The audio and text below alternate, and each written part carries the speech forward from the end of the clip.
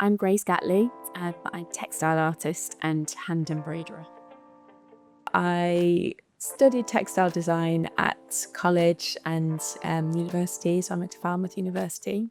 I just sort of struggled to find creative work, so I was self-employed. I was doing a little bit of sort of freelance work for local bridal designers and just making my own work to sell. When my daughter started at preschool, I did a short course in pattern cutting, which sort of led the way into dressmaking, which I do for work now as well. But it also got me back into embroidery, which sort of gave me the energy to imagine what else I could do creatively.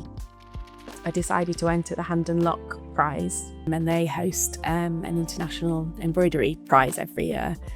So I decided to enter just to sort of give myself a deadline and something to work towards. I designed a dress inspired by Gloucester Cathedral, and it won a prize, which was amazing. And it sort of springboarded me back into work, just imagining how my career could look. It gave me the confidence to apply for other opportunities and then to apply for the QEST funding.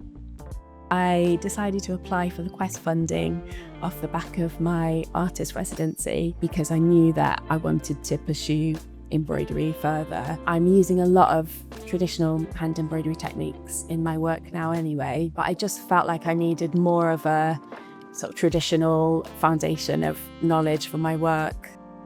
The Benefact Trust funding supported by QEST is amazing. I'm really passionate about heritage craft and churches and heritage buildings, and it's just so amazing to have a named grant. And when I found out that it was the Benefact Trust, I was just so pleased, and it's so lovely to be supported by an organisation that feels so passionately about the buildings that I take so much inspiration from. Over the last year, I've had this artist residency, and I really focused on sort of making a collection of work that I can show at exhibitions. And I just love stained glass windows, like the shapes, the patterns, the colours. I love sort of recreating something that has used not the same, but has been made with these heritage techniques, but sort of recreating it in a different way.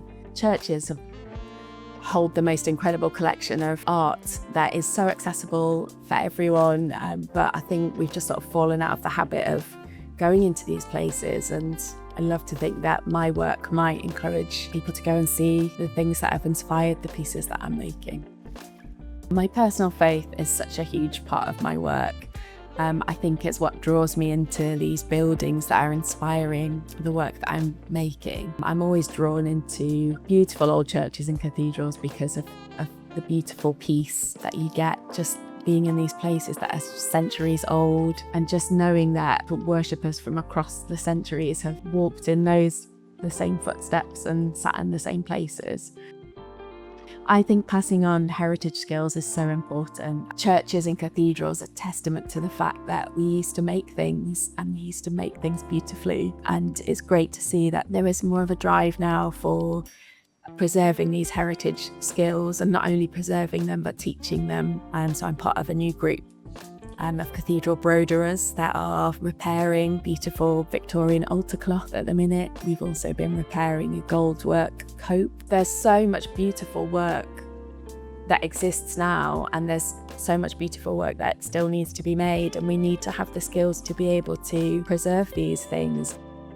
Just started this course that is so gratefully funded by Benefact Trust through QEST with the Royal School of Needlework. As I was saying, I feel really passionately about heritage craft and preservation of embroidery and historical textiles, so I'm hoping that will feature in the future of my career.